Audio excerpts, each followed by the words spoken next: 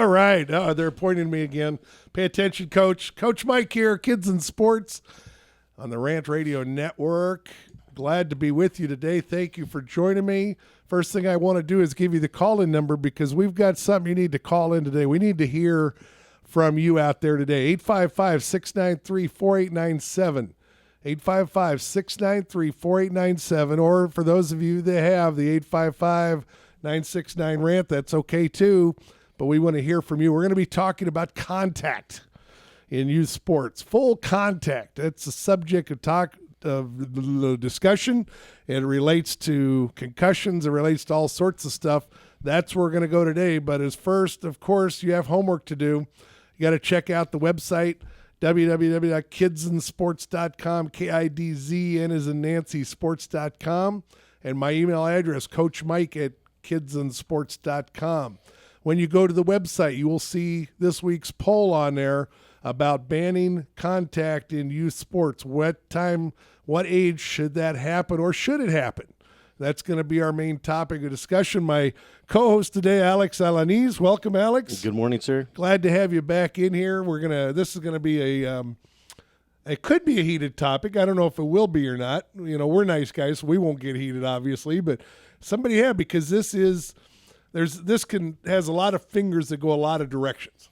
Well, there could be some parents out there that could be very upset about their children getting hurt out in the field. And these things are not being addressed probably by the administrations or by the coaching staff. Well, but you got the other side of that, too. And what happens is some of those same parents don't want their kid pulled out of the game because they might not get the college scholarship. Well, of course. Yeah. I mean, So that's why they're there, right? Where do you go, right? I mean, what do you, or even if they're not trying for the scholar, they don't want their kid out of the game. And it's a tough thing because you're on both sides. You don't want your kid hurt. I go way back. This is a subject that goes way back for me. 1970, I went to Alhambra High School in Phoenix, Arizona. And one of my classmates, I considered him sort of a friend. I mean, we weren't hanging around buddies all the time, but I consider him a friend. Real great guy, a guy named Kevin Burns. And Kevin... What side of Phoenix is Alhambra? West side, 3839 West Camelback Road. Is that Scottsdale? No, that's east. That's the east side. Scottsdale's like north of Tempe. More like Surprise? No. You're spreading it away. Well, we get done with the show today. We're gonna get in the car. I'm just trying to get on the map here. We're gonna get in the car and we're gonna drive over there, and I'll show you where everything. That's about a 5-6 hour drive. Yeah, isn't it? 6 hours. My Ferrari isn't available today, so yeah, it'll take at least 6. So there's an Alhambra in Phoenix, Arizona. There's Alhambra in Phoenix, close to Maryville. Well, it's just Alhambra is about 1.5 miles, 2 miles west. No, yeah, about 2 miles west of the Black Canyon Freeway, I-17. So if that helps you, if you like you're going to Flagstaff. I'm getting my bearings there. Okay. So anyway, Kevin was a star football player. I think he was a guard. I know he was a lineman. I'm pretty, and it's the same team. We had another star player, a guy named Bob Brunig. Bob played 11 years middle linebacker for the Dallas Cowboys. He was a star at ASU and all this. Well, Kevin was one of the linemen. Kevin covered an onside kick and got speared. Apparently somebody hit him helmet to helmet. And as I recall, it's a long time ago, as I recall the initial story, when he first came off the field, he was okay. I don't know if he went back in the game for a little bit, but anyway, all of a sudden he came off the field, went into convulsions. Bottom line, he was in a coma for a long period of time. Wow. He ended up graduating a year later. They made him homecoming king, or his senior year, even though he couldn't be there. I mean, a lot of sympathy, a lot of emotion in it, because Kevin was just a good guy. Everybody, I don't know if a lot of people didn't like Kevin. Everybody liked Kevin. I did post an article in my newsletter today. And by the way, if you're not on the list already, when you go to the Kids in Sports website, if you look over on the right-hand side, there's a little box there you can sign up for my weekly newsletter. I did post a link to an article. You can't find a lot. I'm surprised you can't find a lot about Kevin's story on the internet. I mean, I've searched a couple times. I finally found an article, and it really wasn't an article. It was a copy of a newspaper article somebody had posted, and it was about the jury. The lawsuit was going to the jury. Kevin's parents apparently sued Riddick, who is the helmet manufacturer and everything, saying there wasn't enough done to protect, Kevin and with the thing.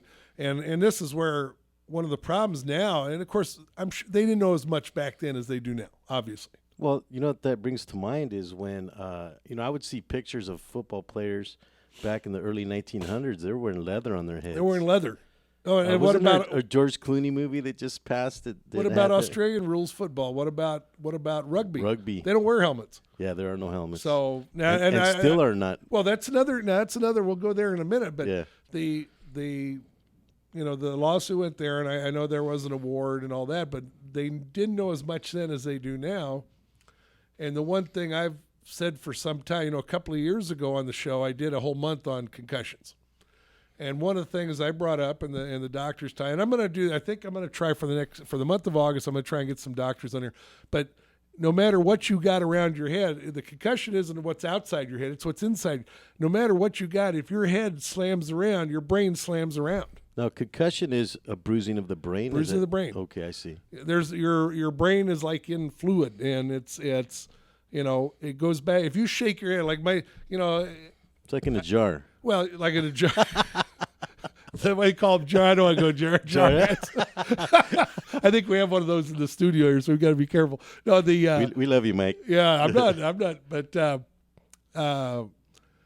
when one of the skills that my dog has that I wish I could have is really the way they can shake their head so violently. And she gets her little toy, her little squeeze toy, and she swings that thing around, and I wish I could do that.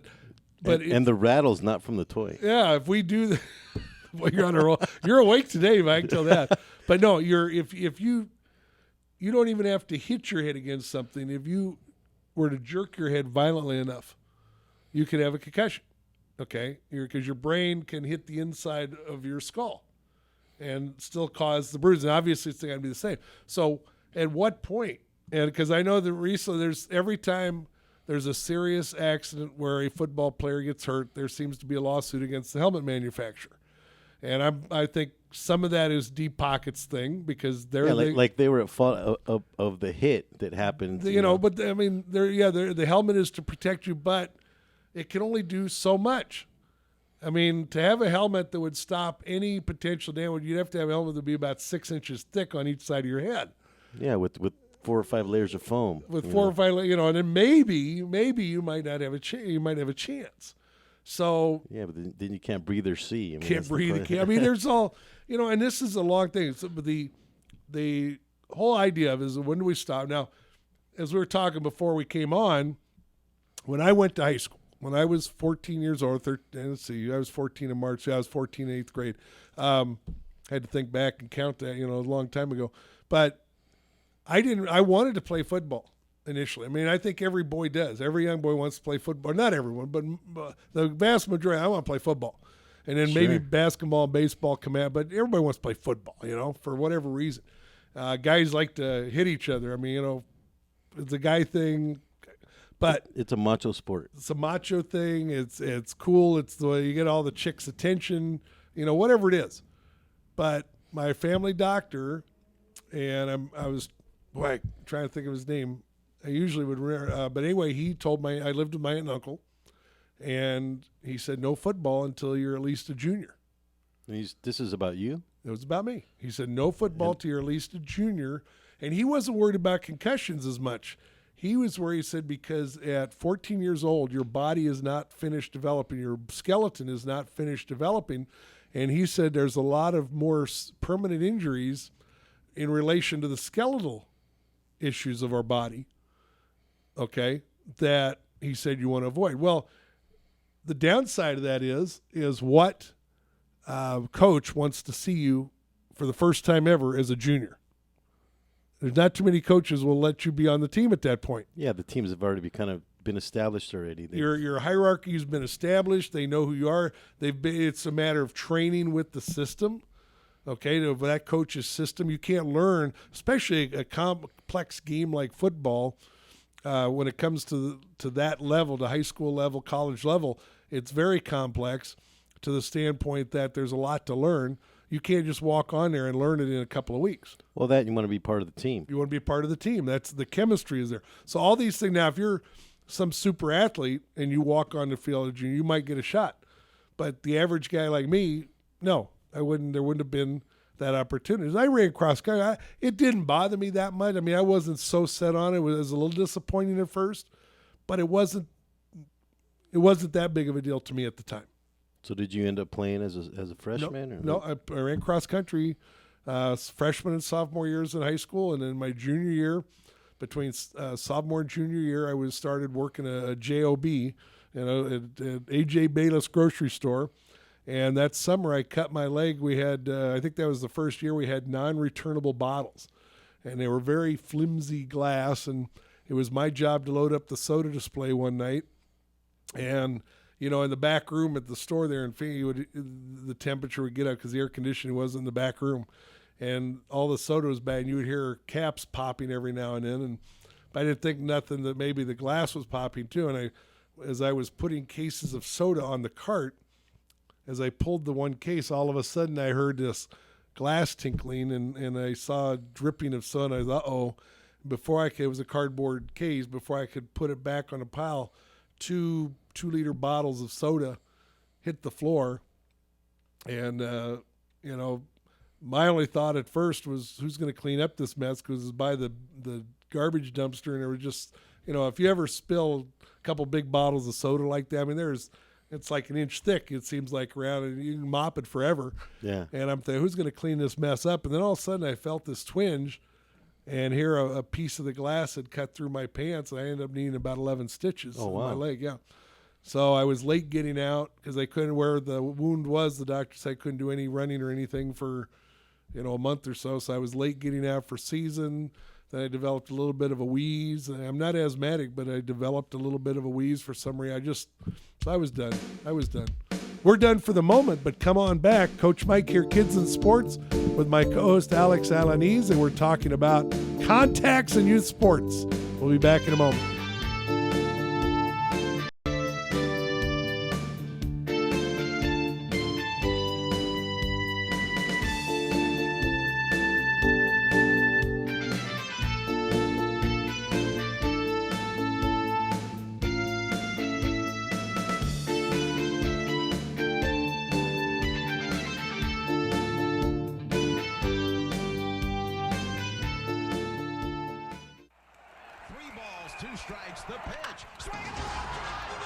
Make your team look like pros with custom lineup cards.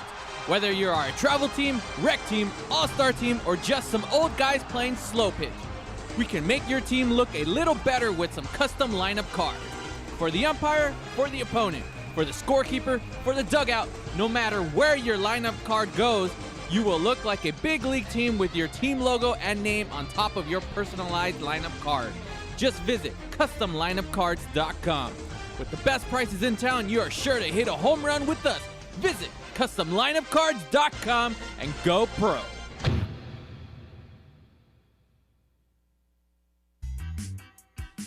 We are the Three Guys Rant with Arvin, Mike, and Phil. Coming to you on the Rant Radio Network every Monday from 6 to 8 p.m. Pacific Standard Time. You can call us at 855-69 The Three Guys. It's not the Three Guys. This is why you should turn in, because one has Tourette's. The other one's illiterate. You really should listen in. You never know what's going to happen. 855-69 3 Guys. G-U-Y-S and the number 3, not the.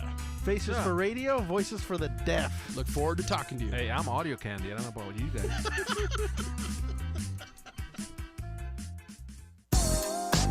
What up, foodie freaks? It's Chef Bev Lazo with the Culinary Trend Show. Join me and my brigade every Thursday night from 8 to 9 p.m. where we will be cooking up some crazy stuff that will give you the appetite for discussion. It's all about the good food, good friends, and good times. Only here on RantRadioNetwork.com.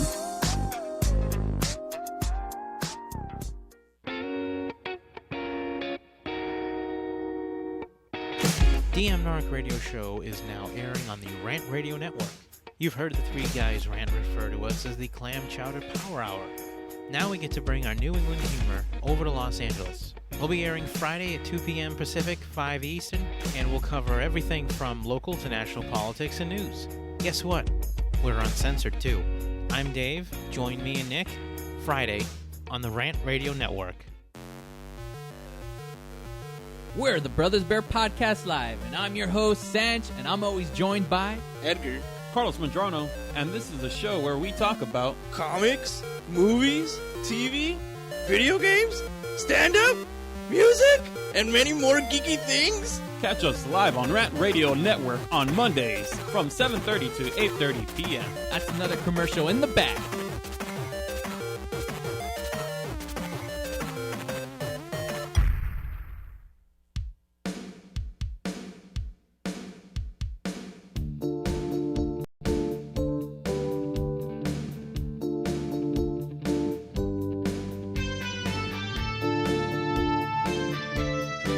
Coach Mike is back.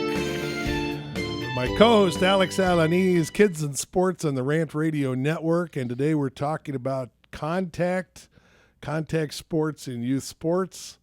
And yeah, see, there it is. I was just telling him I heard a news article this morning about a woman, Chinese woman, died of electric shock from her iPhone 5. Oh, she died. I thought when I you didn't said hear electrocuted, I but thought she died. Yeah, the first thing I heard, I didn't hear that she My died. but goodness.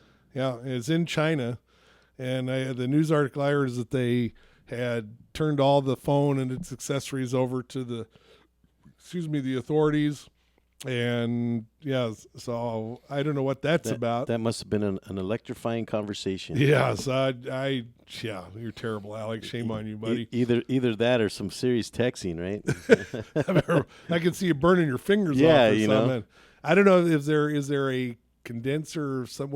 I forget my electric training in high school or grade school in electric class. It puts a whole new meaning to lightning fast. Oh, jeez. Oh, Alex, man, you are so awake this morning. People, we're going to record. This show is being recorded anyhow, but we're going to have to frame this one somehow in an video frame because you were really on it this morning. But I don't know if it's capacitors or something. I don't know if they even use those today, but I know there was one of the components when I took electricity years ago that could hold on. I think it was when we were talking about TVs. Oh, I think it's a capacitor. It could hold on to the charge even though the power was off for days. And well, that reminds me of something I saw recently on the internet. It was one of those superchargers. It looks like almost like a large pen, and then you can plug your phone into it and recharge your phone. Yeah, I saw that. It's like a portable charger. I thought that was interesting because my phone, sometimes I get so many phone calls in a day, I'm running out of juice. I can't keep it plugged in enough. Yeah. Well, you talk too much. No, you text too much. You know, that's because you're so busy though, and with that real estate stuff. Okay, back to youth sports here. We're talking about contact and what should we allow our kids to do. I like my story before the break. Talked about how I did not do football because the doctor said no. We're seeing more and more. I did a couple shows a few years ago. I'm gonna go take the same route. I'm gonna see if I can get some of the doctors. I saw a really good article this morning. Let me see if I got it up here. And I was gonna try to contact Jody Murphy. It's on a website that's outside the lines, and her article is banning full contact in youth sports: the best way to prevent concussions. Banning football altogether, or at a certain age? banning full contact would probably go like, you can't get rid of all contact. I don't care if it's softball, volleyball. You're going to have times where players run into each other incidentally, but football is the only one where they're trying to do it on purpose, for the most part. Not counting the Dodger game, but no. It's a necessity to play the game. It's very well put. It's a necessity to play the game, and there's a reason they're getting it. And if you want to. There's a thing you can still get on YouTube. I used to watch this show, Sports Science. I think it's still on. And they still do stuff. And they did a show one time that was really cool. It had Quentin Jammer from the Chargers on the linebacker. I think he's a linebacker or whatever. And, this guy is what, 6'4", 6'5", whatever, and 2 whatever. And he's fast. And he's strong. And they said they had all their scientific equipment up, and his normal hit, they said, was like a 25-mile-an-hour car crash. Wow. Now, to put that in perspective, I got a friend of mine that's working on a nonprofit, this thing, 20 is Plenty, where it encourages people when you're driving in a residential neighborhood to go under 20 miles an hour. And the reason for doing that is because they say if you hit a pedestrian under 20 in an accident, they can still live from that. But if you hit them more than 25 miles an hour, their chance of dying is significantly increased. So he can kill somebody potentially. So this guy, I mean, that's how hard he hits. I mean, I forget it was like 4,000 pounds of force or whatever it is. So imagine. So then they did a segment where he was hitting a corner. The whole purpose of that particular show was to show the dangers of spearing. And spearing, in football they have a saying when they're teaching your kids how to tackle, is to see what you're hitting. In other words, to keep your head up. If you'll notice on the helmets, there's like a cushion back here that keeps your head from going back too far.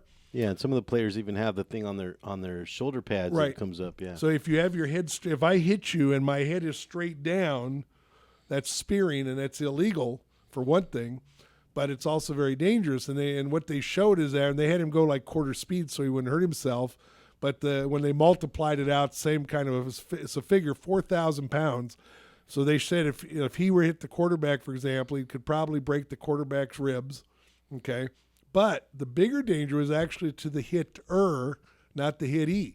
Because if your head and neck, and they showed a whole deal of the skeleton, if your head and neck is straight like this, when you hit, your body becomes a shock absorber, and the shock would go right down from your head down the spinal cord. And there was a section of the spinal cord, I guess just below the neck or whatever, that could not take that, and it could even snap. I see. Just from that force. And so you could be paralyzed. And I remember it was the guy from the New York Jets that's paralyzed now. A few years back, because same kind of situation. That kind of injury. Yeah. So we see the dangers of concussions. And again, the danger, we've mentioned this a few times on the show, you can look this up quite rarely. The danger in a concussion is not the first hit, although that's bad enough. The danger is the second hit. And what the laws are doing now, and this is the law, Washington State was the first state a few years ago when I did the concussion segment on the show. Washington State was the first one to pass a law that's for youth sports that said anytime a kid is involved in a trauma or some sort of head contact, that the coach has to immediately check them out if there's any signs or concern. So either I'm seeing something the way the kid is acting, their vision. Well, there's some telltale signs you There's can tell. telltale signs, but it's not even. And we're not trained doctors. We go through a training course that tells us what to watch out for, but we're not a trained doctor, okay? So if we see any of those telltale signs of blurred vision, incoherent speech, sort of like what I do on the radio sometimes, disorientation, there's a number of things there. Or if I just saw that collision was so hard that it gives me concerns, I have to pull that kid out, whether it's a game or practice, and I cannot put them back in until they get clearance from a doctor, written release from a doctor, not the parents, not a trainer, from the doctor. Now, the flip side of that, I don't want to say downside because protecting our kids cannot be a downside, I don't think.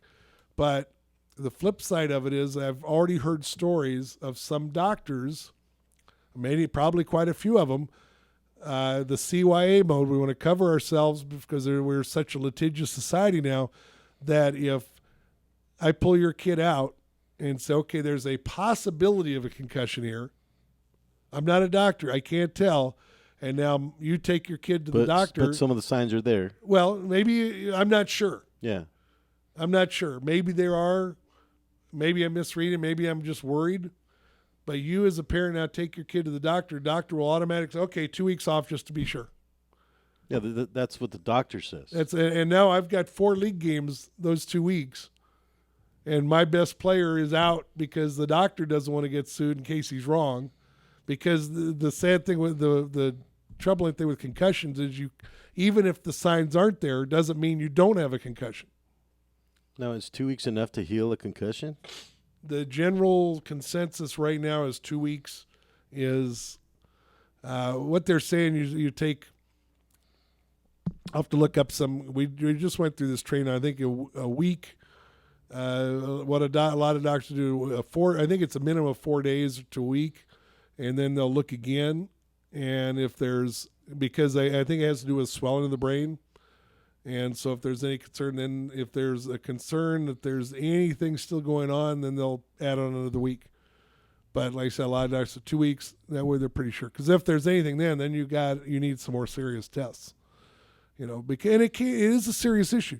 But here's the thing. Now, here's another thing that I thought of driving. By the way, if you want to join this conversation, we want to hear from you out there. Maybe you've had some experience with this. Maybe you're a doctor.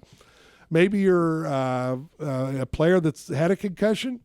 855-693-4897. We'd love to hear from you. Let's take this another step, and I don't want to get away from the youth sports too much.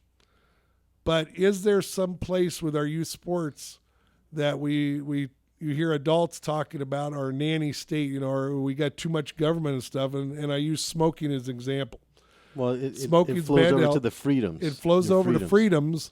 For years, cigarettes have been outlawed for anyone under 18. Of course, the kids still buy them. Then I think somebody is 16 or whatever. Now they're telling adults we can't smoke. I can't smoke 50 feet from you. Well, you can now with the Blasto flavor. Oh, jeez. I tell you, don't get me going on smoking because I don't agree with somebody. If I don't smoke personally, even the vapor, you don't like. I don't know. I don't personally smoke, but I don't care if you as long as you're not sitting here blowing it in my face, as long as you got some manners, it doesn't bother me.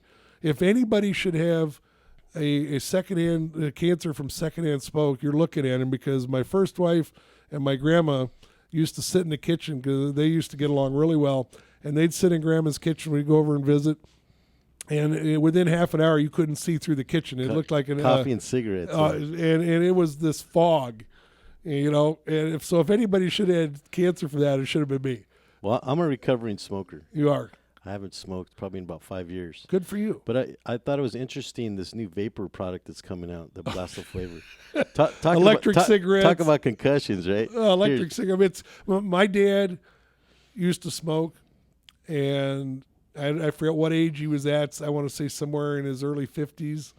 And the doctor said, if you don't stop, you'll have emphysema. You got beginning signs of emphysema. And if you don't stop it 2 years from now, you're going to be in big trouble. My dad quit cold turkey. No, he didn't have no patch. He's okay. I'm done. But are we getting to the same place there in protecting our kids? And the reason I do it, believe me, I want to protect our kids too, because I'm a parent. When my daughter was little, she got nailed by a line drive in the leg one time. I got really mad at the doctor. We took her to the hospital. And the reason we did, for two reasons. Number one, we had the insurance, but she couldn't feel her toes. Boy, that was quick. She got hit right in the shins. We'll finish the story when I get back. Coach Mike here with my co-host Alex Alanese on the Rant Radio Network.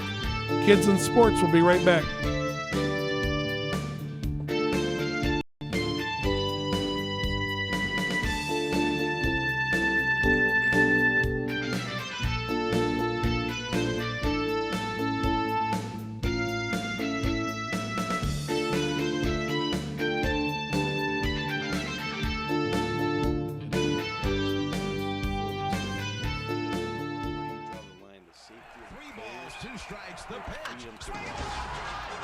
Make your team look like pros with custom lineup cards. Whether you are a travel team, rec team, all-star team, or just some old guys playing slow pitch, we can make your team look a little better with some custom lineup cards. For the umpire, for the opponent, for the scorekeeper, for the dugout, no matter where your lineup card goes, you will look like a big league team with your team logo and name on top of your personalized lineup card. Just visit CustomLineupCards.com. With the best prices in town, you are sure to hit a home run with us. Visit CustomLineupCards.com and go pro.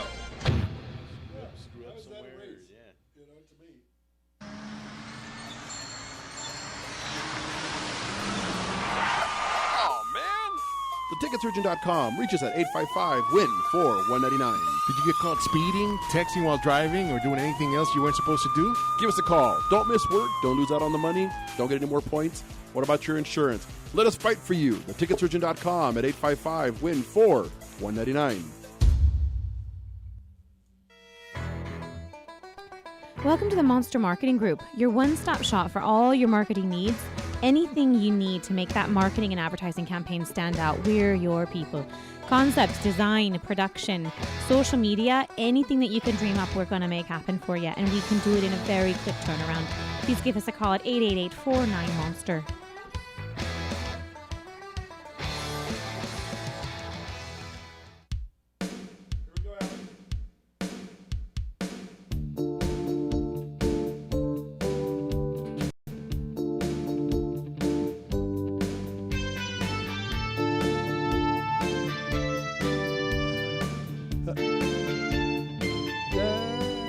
All right, Coach Mike here, back at you, Kids in Sports. If you want to sponsor the show, definitely give me a call. And what did I do with my own number? Gee, many Christmas. I'm getting bad. I don't have. Way to go, Coach. You can just call. Give me an email, Coach Mike at kidsinsports.com. I have to dig my card out to remember. I got too many numbers and too many emails and stuff. But definitely between the station here, the Monster Group, we got all sorts of ways to promote your business. And I need some more good sponsors to reach our youth sports parents with a lot of good stuff here. Also, if you would like to help me help those kids that can't afford a lot of the necessities, so to speak, of becoming an advanced athlete, if you want to call it, or elite, like some say. Excuse me, boy, I guess I get a little frog today. Check out my other website, nationalyouthsportsassociation.org. And make a donation there. It's a 501c3 nonprofit, and my purpose there is to be able to help some of those kids that can't afford to do travel ball or club sports or get all the private lessons, and I'm trying to develop some programs for them to be able to take advantage of that, because more and more today at a lot of high schools, especially in the big cities and stuff, like here in Southern California, if you're not playing travel ball, if you're not doing club ball, there's some teams where you have almost no prayer making that team. Not every high school is like that, but more and more, a lot of them are. And so if you're serious about it and you're, let me add this to, if your child has some tendencies, they're showing that they have some athletic skills and they want to pursue that direction, don't just make your kid do it because you want them to do something. So let's see what they want to do. But help them and help me help them simply by that round. Do we have a caller? Or is that a... Not sure. The line is ringing, so let's see. Let's check it out. Now I got to pick this up right. Oh, it disappeared. We got to wait for Mr. Arvin to give you I got to warn knew the path. Okay. 855-693-4897 is the number.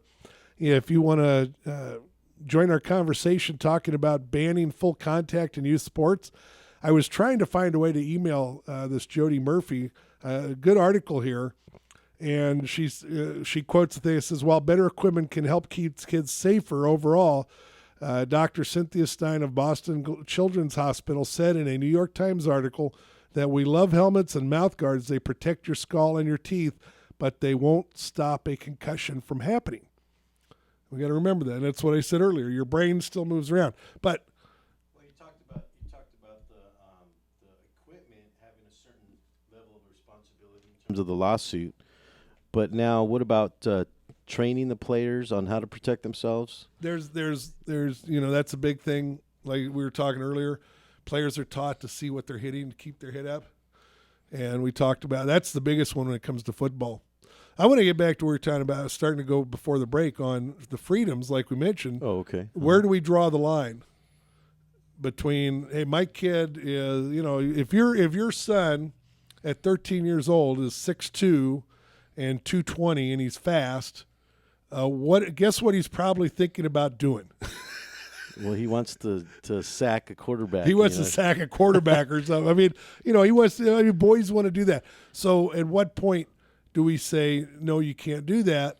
And that's, like I said at the beginning of the show, the same people that want to, a lot of the same people that want to make sure kids don't get hurt are the same people that don't want you to pull their kid out either. Well, that kind of takes me back to what football used to be. Sacking the quarterback, I mean, that had a meaning before. Nowadays, it's just, it's almost like flag football, even in professional, because they protect the quarterback so much from injury. And the same with wide receivers. There's certain ways you cannot hit now in the rules in professional ball. You would think that those same rules would flow down to the younger sports, and they sort of do. Most of them, usually they will bring it down, and I've seen a few. I like to pro football is one of the few pro sports I still watch. Baseball and football is pretty much it for the most part. I'd rather watch the kids play. Not you, in college. Not you, Coach Davis. What's that? I can't believe that. What's that? That you don't watch those sports? NBA is not a big thing for me anymore. I used to be a big basketball fan. Phoenix Suns, New York Knicks, when Willis Reed was there back in the day. But see, I had an image of Coach Davis. Yeah, and that's you watch all sports, even soccer. I will watch, and occasionally I watch some soccer. Usually when it's some of my softball players that are playing on the soccer team in the winter, and I want to make sure they're not getting hurt. So you're watching the player, not the sport necessarily. No, but yeah. There's a part of it I do enjoy, and I kid about soccer not being a sport. How can you be a sport if you end up 0-0? But no, I know it's a very popular sport, obviously, and it's good exercise for the kids. For that part, other than getting your shins kicked in all the time, I don't know if that, I'm sure it's overrated as far as it's not as bad as what we like to make it out to be. We always heard about the bad stuff. Well, talking about the equipment, shin guards is a necessity. Yeah. That's for sure. But how many of them have it on? You watch. I would say that when I was playing soccer, the majority of the guys had shin guards on. Man, I'm watching the girls, and a lot of them do, but there's quite a few that don't, or they're very short. I mean, they don't. So, of course, you only hear the exit. See, that goes to the other thing we were talking about at the break. Should we not ban NASCAR then completely? I mean, because there's only one result that comes out of that usually is it's amazing to see them walk away from terrible crashes, but people die. Yeah, serious injury or death. Serious injuries and death. And do people go to watch who wins the race?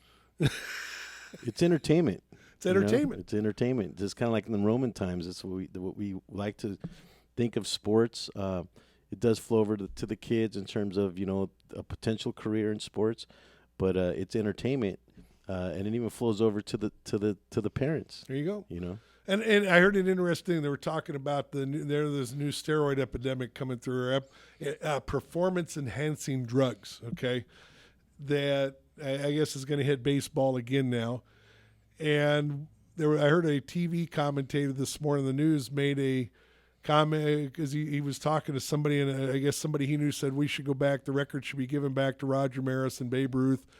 And then he made a comment. He says, anybody that suddenly explodes with a bunch of home runs now, I'm suspicious of. And so I got on their Facebook day. I says, well, shouldn't you be suspicious of Roger Maris then?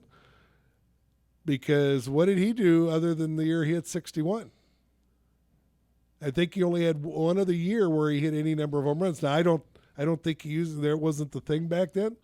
So I suspect Maris was a good guy and clean on that. But just by his statement, well, because this guy suddenly hit all these home runs, he's suspicious, So couldn't just be an epiphany. We had, everything. That's what sports is. Things happen now. You're able to achieve something.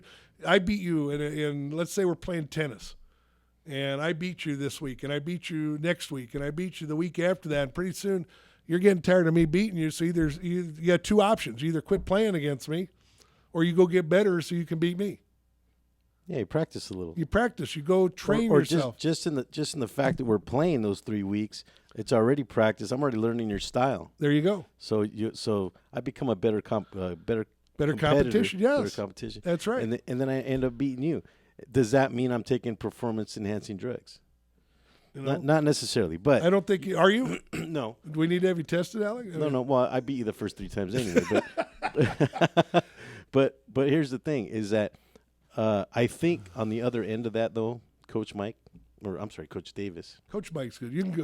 Okay. Coach. I don't mind. I don't mind Coach Mike. I really don't. You did a whole segment on that. I know. I don't mind. I'm trying to remember the Coach Davis. Is that there should be testing. I think there should be, especially in professional ball. What about high school? Yeah, definitely high school. High school, even I watched a movie this weekend, Friday Night Lights, and they take their sport very seriously, and to the point where I think that there's a potential there for cheating on that realm, and performance-enhancing drugs would be something that would be, tapping on their shoulder saying, Was hey, it the one guy is that or isn't there the one middle linebacker or whatever in there that puts all the makeup on and like he's Darth Vader and he was using the drugs and he gets all whacked out at the end of the movie. Isn't that or is that the Sunday? I think that might have been Sunday. Yeah, I think that was Any Given Sunday. I thought there was one in the Friday Night Lights too. I thought there was a kid that did that. It was more about the one kid who was hurting his dad. He was hurting his knee. His dad went doctor hurt. shopping and yeah, they were looking at that, and that kind of goes about the topic today in terms of injuries, and the doctor was giving him some advice, and he was trying to tell him what was going on with his knee, and he didn't want to hear it. That's right. And the uncle was concerned, but he kind of let him go with it, thinking that he knows his own body. But the fact is that the skeletal structure, as we're growing up, is underdeveloped, and it needs to be developed. It's an unnatural act to get hit certain ways. That's right, and the doctor was right in that case, and I'm sure that's happened many times. And my guest from a few weeks back, VJ Stanley, would love to. I see on that one what happened there. The doctor, the parent said he didn't care. All it was about getting that scholarship. That's all I could see. Football was his life, and that player, that's all he could see was getting that scholarship and playing pro. Even the doctor said, "Look, if you're going to have any chance, and the doctor told him, if this injury happens, if you go out too early, you're done." Yeah, well, it's like they say in sports: there's no room for second place. We all want to win, right? And I think that goes back to one of the things we've been talking about over the last few weeks of talking about travel ball and stuff. Is we got to the point where the winning is everything and not playing the sport. We're not enjoying the sport enough. And that's what I was talking about in terms of entertainment. Yes, it's gotten less entertaining and more nerve wracking. You're on the way to the game. More pressure, and the stress and the pressure's on. And it creates for even a tense situation, even in the stands, where sometimes fights break out and what have you. No, that's just in Dodger Stadium. I think. And you got a point though. As a society, we've gone too far, and it goes. Last week nobody responded to my poll on personal responsibility. I had a poll on the website last week, and in my newsletter said, "Who do you think is responsible for your kid's success? The teachers and coaches, the parents, the kid, the administration?" And nobody answered. And usually, I don't get a lot. Did you have the all are correct at the bottom? No, I didn't think of putting that one because I think it's a combination. It is a combination. Let's take a poll now. Yeah, maybe we'll see what it is. I tell you what, we will talk about is what we're going to do next week. Talk about pressure. Coach Mike, Kidz in Sports, with my co-host Alex Alanis. We'll be back after these messages.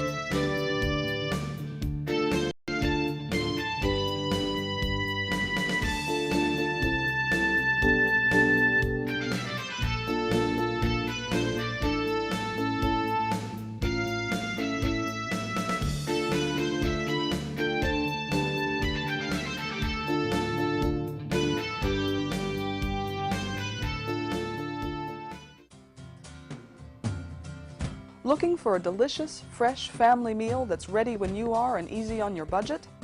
Welcome to Piara Pizza. We make our pizzas with handmade dough, 100% real cheese, and tomato sauce blended with our own spices. Nothing is ever frozen. We always have large pepperoni and cheese pizzas fresh and waiting for you for only $5. Or choose one of our specialty pizzas. We have veggie, meat lovers, supreme, and Hawaiian. Add an order of our amazing hot wings, cheesy bread, or breadsticks. Our locations are ultra-modern, ultra-clean, and open 7 days a week. Visit any one of our locations today, or check us out on the web at www.piarapizza.com. Piara Pizza. Fresh, hot, and ready for you when you come in. Stop in for your Piara Pizza today.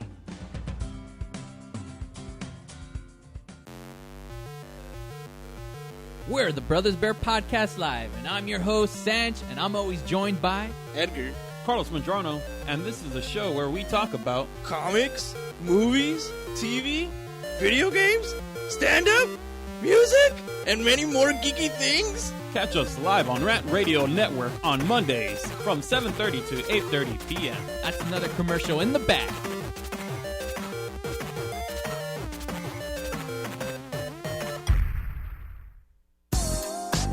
What up, foodie freaks? It's Chef Bev Lazo with the Culinary Trend Show. Join me and my brigade every Thursday night from 8 to 9 p.m. where we will be cooking up some crazy stuff that will give you the appetite for discussion.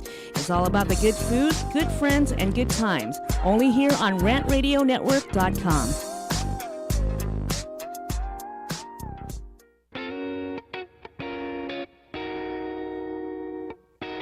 DM Narc Radio Show is now airing on the Rant Radio Network.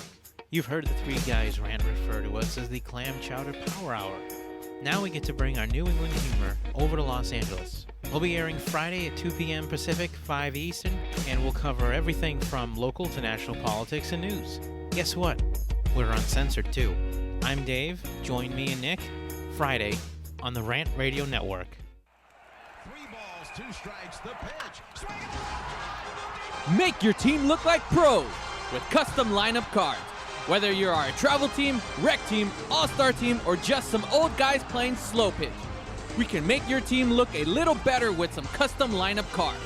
For the umpire, for the opponent, for the scorekeeper, for the dugout, no matter where your lineup card goes, you will look like a big league team with your team logo and name on top of your personalized lineup card. Just visit CustomLineupCards.com. With the best prices in town, you are sure to hit a home run with us. Visit CustomLineupCards.com and go pro.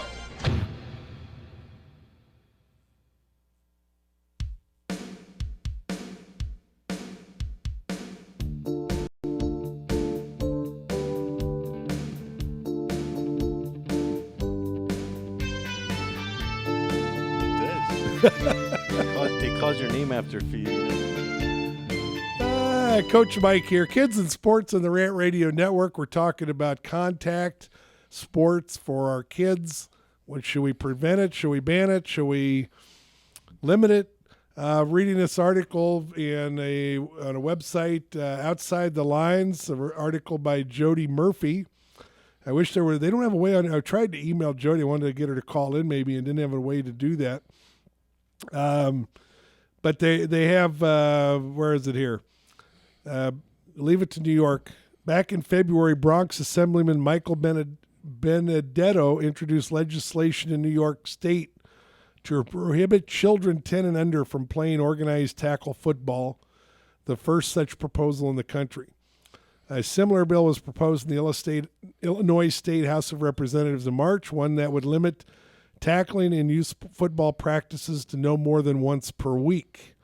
Many Pop Warner and high school football advocates called these bills a knee-jerk reaction, and neither bill passed.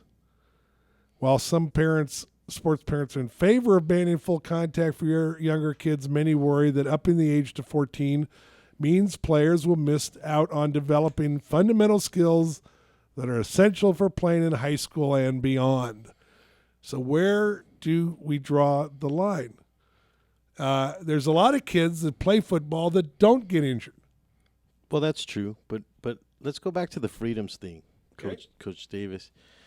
We're talking about, hey, if you are against your child getting a concussion or getting hurt on a contact sport, don't let them play. You make that decision. You don't let them play. I mean, that's what parents are for.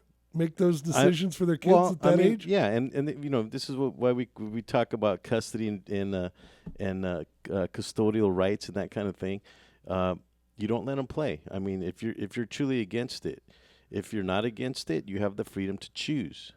It boils down to that, and they're making it now.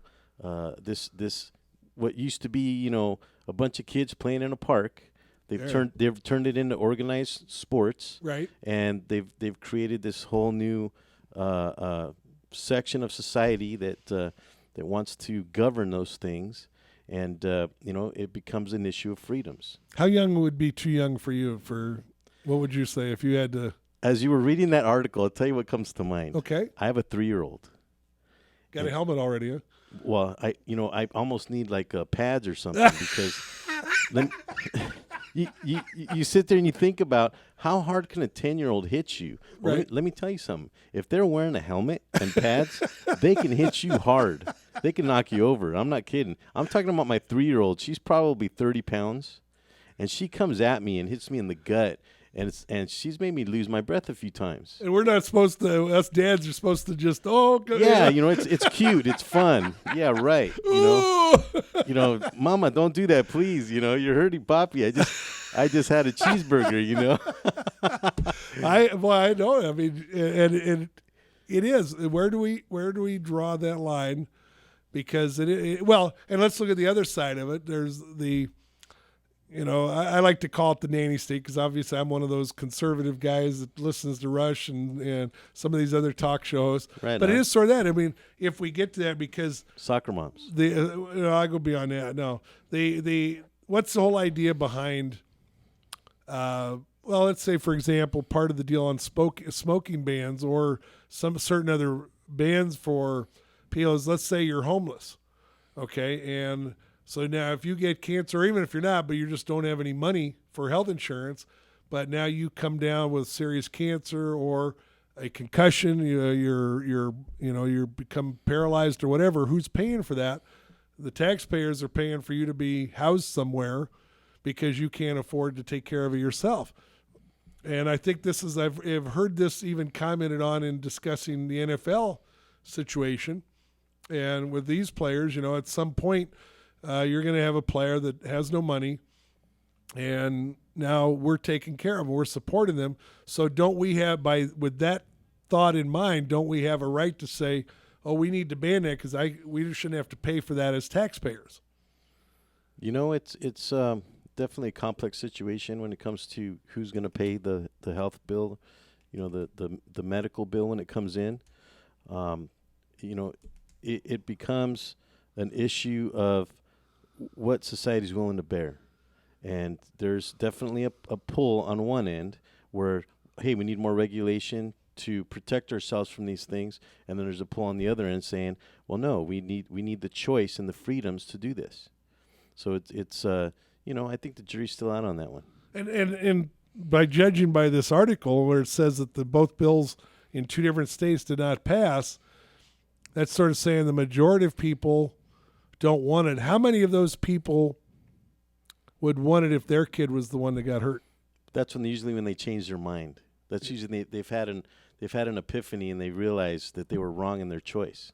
Were they wrong? But see, here's the thing: were they wrong, or were they right? And unfortunately, it comes back to. I mean, me being a Christian. Yeah, I believe that you're able to stomach it. Well, no, it's not that. Me being a Christian, I believe everything happens for a reason. Okay, good or bad. There's bad that happens that God allows to happen, maybe to have an impact on somebody else. And some people say, "Oh, that's cruel. How can you believe in such a God?" and all this stuff. I think it creates balance. There's a balance there. There's a lot that goes with it. So. Would I change my mind if my daughter? Well, I was starting to talk before the one break. My daughter got hit by a line drive. We had insurance. We took her to the doctor. She was a pitcher. Concussion? No. She got hit in the knee or in the shin. Oh, okay. She got hit. The worst place I'd want to get hit almost is in the other than the nose, maybe, is the shin. And she could not feel her toes.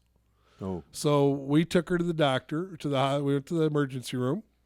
And there was a doctor. My wife actually said somebody else ran into this guy too, and he's a real smart aleck. I hope he's still not there. The doctor was? This doctor was. You're kidding me. He made a big deal like we were just over-concerned parents and we don't need to panic every time our kid gets hit, blah, blah, blah.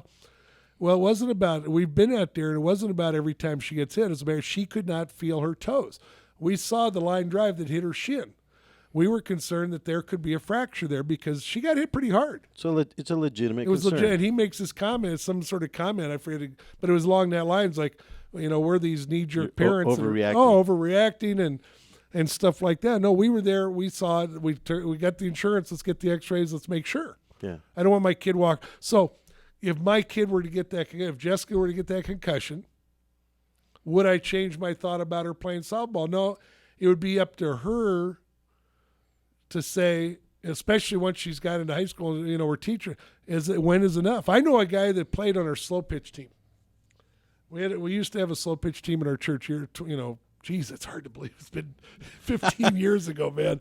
But we used to have this team, and one of the guys that he ended up moving to Las Vegas, but this one guy had a knee brace, and it was not like a normal knee brace. It was a metal, almost like a polio type brace.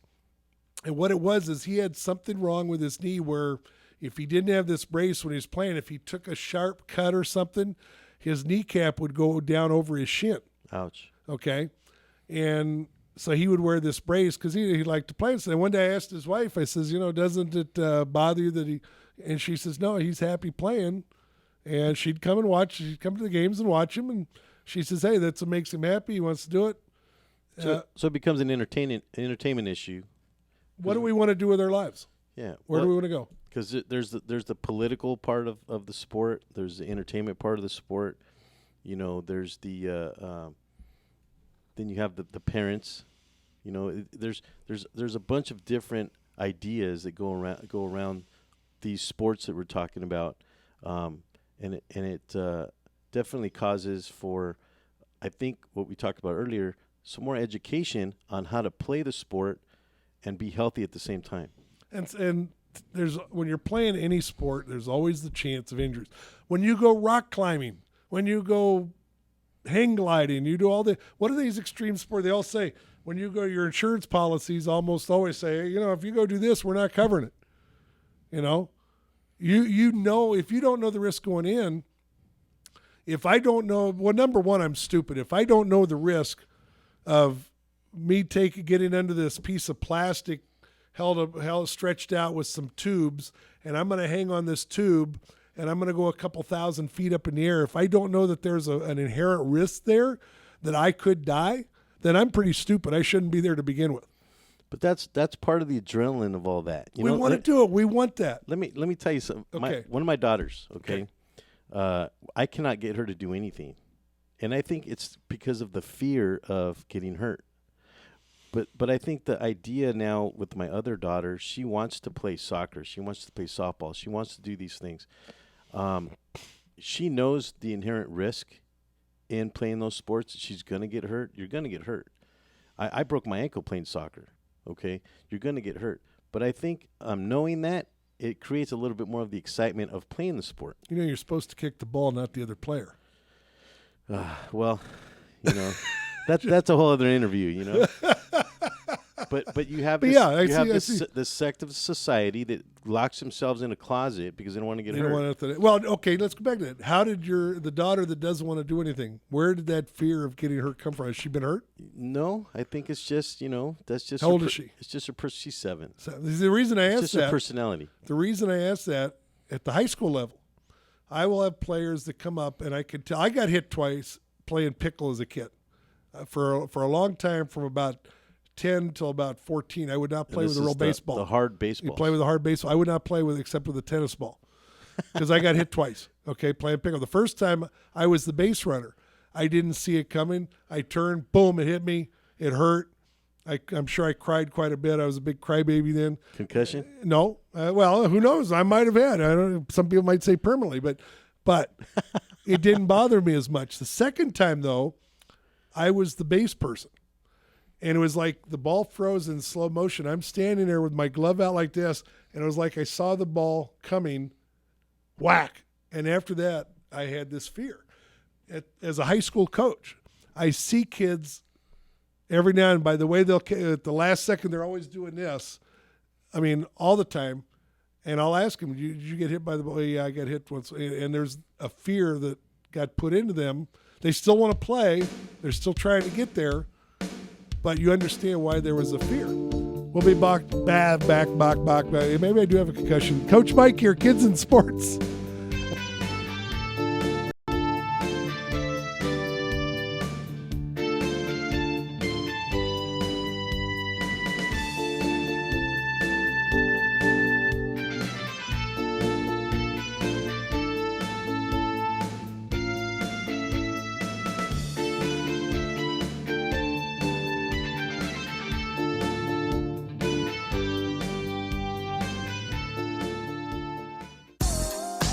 What up, foodie freaks? It's Chef Bev Lazo with the Culinary Trend Show. Join me and my brigade every Thursday night from 8 to 9 p.m. where we will be cooking up some crazy stuff that will give you the appetite for discussion. It's all about the good food, good friends, and good times. Only here on RantRadioNetwork.com.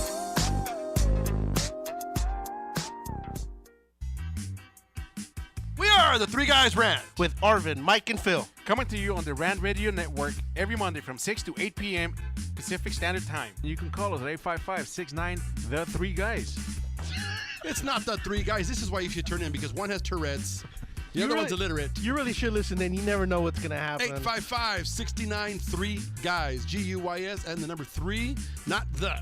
Faces for radio, voices for the deaf. Look forward to talking to you. Hey, I'm audio candy. I don't know about you guys.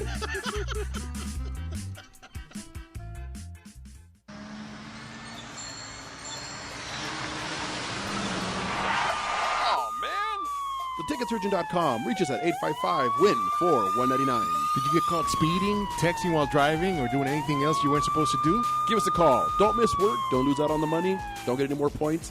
What about your insurance? Let us fight for you. TheTicketSurgeon.com at 855-WIN-4-199. 3 balls, 2 strikes, the pitch. Make your team look like pros with custom lineup cards. Whether you are a travel team, rec team, all-star team, or just some old guys playing slow pitch, we can make your team look a little better with some custom lineup cards. For the umpire, for the opponent, for the scorekeeper, for the dugout, no matter where your lineup card goes, you will look like a big league team with your team logo and name on top of your personalized lineup card. Just visit CustomLineupCards.com. With the best prices in town, you are sure to hit a home run with us. Visit CustomLineupCards.com and go pro.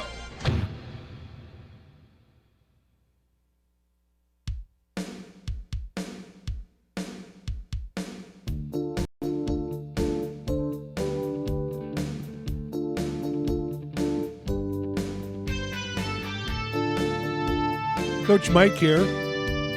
Coach Davis, if you want, that's fine. I don't care. Coach Mike, Kidz and Sports, the Rant Radio Network. Thanks for joining us. We're on the second hour of the show. The number here, 855-693-4897. Give us a call. Get in on the conversation as we talk about contact in youth sports. This is one of the more serious subjects that I cover on Kidz and Sports. Kidz and Sports is about youth sports. My email address, coachmike@kidsandsports.com. Anytime you want to contact me about a subject for the show or a guest I should bring on the show, I reached out to email to Coach last night or this morning. Hope to get him on the show. Coach in Southern California, retiring after being a coach 25 years as a head football coach, 4 at the last high school. Interesting article. I was looking at 3 different ones. Todd Gerhard out as the football coach at Norco. I guess an assistant complained about something. They don't say what it is, which is good. I'm glad they didn't go, because I hate it when the news media right away, they got to get all the things, and they speculate sometimes, and, there's something wrong. But it even says later that... Well, it makes for a good article. It makes for a good article. He might just be out for the year, who knows. But this is Toby Gerhardt's dad, that is a running back for Minnesota now. He played at Stanford, got a scholarship. So he's a well-known name. I look at the LATimes.com and OCVarsity.com. They both have good youth sports information, a lot of stuff on there. One of the guests I'll try and get on that really knows players I've had on a number of times I have to contact him. I get Eric Sondheimer at the Times. I'm always amazed by Eric's knowledge of high school sports, even the so-called minor sports. If there's a top player out there, he knows. He'll rattle off names. He knows what doing. He's watching. This guy is into it, and I really love it when I can get him on. So I usually wait till school starts, and then I get him on, and so I'll have to invite him back now that I'm back here. And it's always good to talk with Eric, because he just just an authority. I think you like sports. I like sports. Wait till you hear Eric. This guy's awesome. Back to contact. Do you have a kid that's been injured, and what did you do? Did you let him get back to the sport once they were healed, or did you say, hey, that's enough? I mean, obviously it's going to matter the seriousness of the injury. Is it something that could have been life-threatening? But playing sports is that. There's always that chance you're going to be injured, and where do we draw the line as far as how far we go to protect our kids? Well, it's always the mom that says, "Oh, mijo, I don't want you to play anymore," and then the dad, "Oh no, I let him play." That's how it always ends up. That's why we have kids, so we go out and play sports. We got to fight about that before they get out there, And it's that thing. Whatever your kid, let's find out what your kid is good at. So let's go back. You mentioned Friday Night Lights, the movie, and the particular character there, Booby Miles, I think is his name, that got his knee blown out, and the doctor said, "Hey, wait, or you're going to be done." He didn't want to hear it because he felt he wasn't a good student. He managed to barely keep his grades up, I guess, to play. Yeah, he knew he wasn't a good student. He knew he wasn't, and all he knew was about football. Now, some people would say, well, why don't we do more to make him be a good student? Why, you always hear this with education, with the budget battles, and why aren't they doing more for academics for the schools to make sure our kids have? Like now they're talking about giving free iPads and stuff. What, are you up for your tax dollars being for free iPads for all the kids? That's a loaded question. No, I don't think so. I would, I don't want to downplay the school administrations. I think they do what they can. They do what they can to in academics. And sometimes a lot of the teachers aren't for sports because they know, and they've seen what it does to kids on the injury side. And academics is what they would have to fall back on. It's first the brawn and the muscle, that kind of brawn, or the muscle of the brain. But what if you're that kid that you're just not that smart of a student, and maybe you are very athletically gifted, like you say, at some point you're going to have to be able to do something. At some point that sports is over, but you could be a radio announcer, right? Yeah, well, but that's more of a cognitive thing and a talent thing. You have to have the talent. It also flows over to, hey, you can be a musician, but not everybody can be a musician. Not everybody can do sports. Some people are not built for it. That's right. And it's unfortunate for some where they have the mentality that they want to do something, but they just don't have the DNA. They just don't have the makeup or the. Some people would say that to be a racist thing. Well, some make it racial. Some people like to make everything racial, and I won't even get into that because that with a lot of stuff going on, we want to make everything. But I think it's a human issue. It's a human issue. It's well, it goes back. I believe we're all got different gifts. Yeah, absolutely. And I use myself as an example. When I was in 8th grade, Sarah, when I was starting high school, I was very good at math and science. Okay? And everybody said you should be an engineer. Now, some people would say I should be a lawyer or a politician because I got a big mouth and a loud voice and I could always talk a lot. But math and engineer should be, you're going to make all. And I read every book. I can make $100,000. This is back in the 60s. You can make $100,000. Do this and that, and so I bought into it. Who doesn't like the idea of making a lot? I mean, especially back then, $100,000, pretty good salary, right? Sure. So I bought into that. As I look back now on my life, now could I have done that? Sure, I could have, but there were certain things about me personally that I did not succeed because I had habits. I had, my cousin speculates maybe I have ADHD to a degree. And never been tested and everything. Whatever it was, I didn't have the discipline. Character flaws. It's like, but I look back now, I love what we're doing here. I love coaching, but that wasn't something you would direct people to go do back there. You don't want to be a newspaper reporter. You don't want to be a talk show host or a radio reporter or what do you want to do that for? Go be an engineer, be something productive type of this. There's a certain mentality and it's still out there, but I don't think as much. I think we do value other facets of society now, other jobs, even though they might not be as sophisticated as being a lawyer or an engineer or something. But at the same time, yes, my gift I probably would have done a lot better had I pursued one of those jobs. Yeah, as a parent, we look at our children and we say, hey, what will you be good at? So you look at their strengths, and those strengths are what you're focusing on to give some advice or some guidance to your child as to what they're going to be good at. And one of those things could very well be football. Right. It could very well be chess. But the fact of the matter is that you're looking at those strengths. Not everybody is designed to play a sport or play an instrument or be an engineer. I have my son was born with autism. He can't be an engineer, but let me tell you, he's a gamer. Okay. And he's gotten into now designing some games. You can send him to Westwood College, and they got a big game program over there. Yeah, so it's interesting. That's in terms of injury. Would we like our kids to even though that their strength is in sports, would we guide them to something else because we were afraid of the injury? Well, and you got a really big example right there. Would we guide them to be a video game person of any kind? Yeah, gamer. Uh-huh. Well, I mean, whether they're designing or whatever, would we no? That's what. There's no. It just there's happens no to be value his to strength. society there. Supposedly There isn't, but there's a lot of money. It is. I mean, let's face it. Depending where you're at. Well, no, is there a value? And this is an argument I had. I don't know if I've talked about it on the show, but what I had with one of my professors or instructors at Westwood College when I was going there. She was my art history teacher and our instructor, whatever. And I don't know what got us started on the conversation, but whatever I said, it set her off a little bit. And she said, you can't say that an athlete is more valuable than a teacher. And I said, I would never say that. That's not what I'm. How would that even come up? Well, I forget what we were talking, something along that line. But I said, it's like as far aliens as, versus predators. Well, no, but it was sort of like had more to do with. There's two different values here. Okay, there's two different values. If you're talking about the value of a teacher to society, of what they are doing for society, I would never say they're more valuable than an athlete. Okay, but in terms of value dollar-wise from a business standpoint, yes, they are. And the prime example, I could not get her to understand, we have a term as a speaker. I do a little speaking now and then. Yeah, you can have me come out and speak to your group, awards banquet. I do customer service too.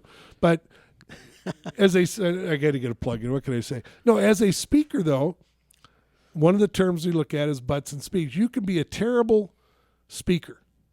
But if you're a terrible speaker, but whatever you do, there's something about your personality, there's something about who you are, there's something about your subject matter, your character, that people want to hear that or want to see that, and you fill up an auditorium, you're going to make money. You could be the worst speaker in the world, you're going to make some money. On the other hand, you can be the best speaker in the world, but if I'm going to talk about basket weaving, or even youth sports is not a big corporate. Corporate-wise, there's not a big demand for that. I'm probably not going to get paid big bucks to go to speak to some convention of business people. So I see what you're saying. There's layers of things. There's layers of things. So what I could not get her to understand, and we had this conversation, we were sitting for an hour, okay? I could not get her to understand about the concept of butts and seats. I'm getting paid for butts. And I said, A-Rod gets his money because there's 50,000 people a day go to Yankee Stadium for a game to see these guys play. Sure. Well, that and all of the contracts with all the networks. That's right. And I told her, I said, when you can get 50,000 people to come sit and watch you teach art 81 times a year, you're going to make $100 million too. She didn't get it. She still didn't get it. But that's the residual effect. I mean, that's why I said, why even have that argument with an individual or that discussion with an individual? Because that's the residual effect of those different layers that you're talking about. You have the talent, you have the character, you have maybe even the look, Right. You have the ability. But does that minimize value? No, absolutely not. I mean, that's what I'm saying. That's the residual effect. I mean, is a gamer, it becomes the value. Yeah, is a gamer more valuable than a teacher? If you can sell 100 million games, no. Well, yeah. See, now, so all of a sudden that gamer and whoever that is, that gamer becomes very popular in their field. They become recognized. They become recognized because everybody's after that. Somebody wants that. They want it. And isn't that what our America especially is about? There's a supply and demand. Somebody wants something, we provide it, and you have business. Is that you, sports? Coach Mike here, Kidz in Sports on the Rant Radio Network. We'll be back after these messages.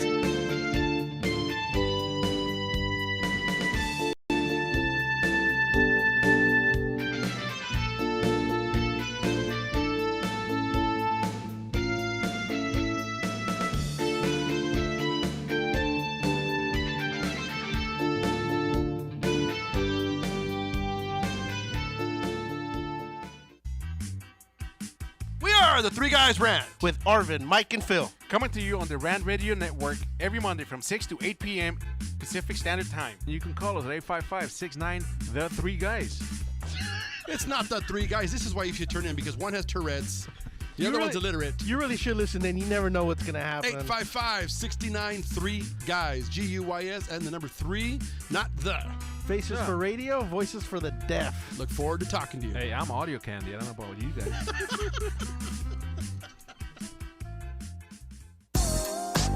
What up, foodie freaks? It's Chef Bev Lazo with the Culinary Trend Show. Join me and my brigade every Thursday night from 8 to 9 p.m. where we will be cooking up some crazy stuff that will give you the appetite for discussion. It's all about the good food, good friends, and good times. Only here on rantradionetwork.com.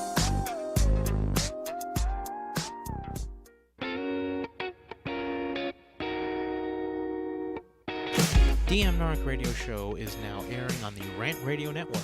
You've heard the Three Guys Rant refer to us as the Clam Chowder Power Hour. Now we get to bring our New England humor over to Los Angeles. We'll be airing Friday at 2 p.m. Pacific, 5 Eastern, and we'll cover everything from local to national politics and news. Guess what? We're uncensored too. I'm Dave. Join me and Nick Friday on the Rant Radio Network.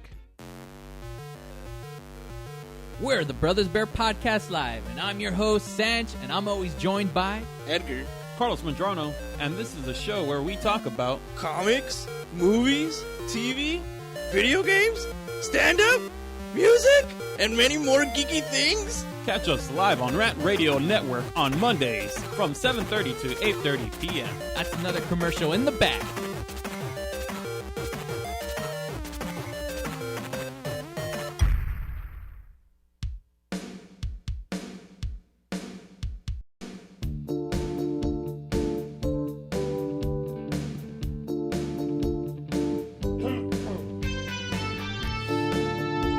Clearing out the frogs. Thank you, Alan, for that excellent job there while you're playing that game, running that board. What a great job that guy does in there. I think we had to check him out on the game inside, huh? Yeah, where's that applause at? You know, I Yeah, was looking for that where's that applause we were looking for, huh?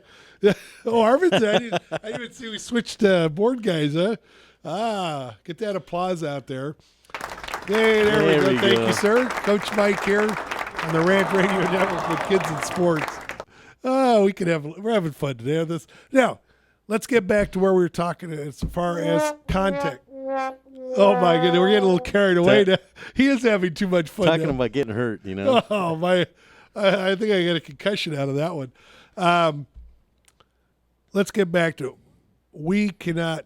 Let's face it. Let's put it out there and people. We cannot protect our kids from every injury. You not let them play any sport.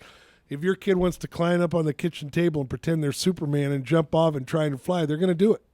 Well, what's your motto, Mike? You always say, learn first, teach first, win later. Teach first, win later. And I think that the part of not getting hurt on the field is education, practice. Learn how to play the sport correctly. There is a right way to play, and you'll see a lot of the professional games, especially in football, where you see that the players rolling a certain way. You see them getting tackled a certain way because they've been trained to do that, so they can stand up and make another play. Yeah. That's the whole idea, and I think that we should teach the kids that.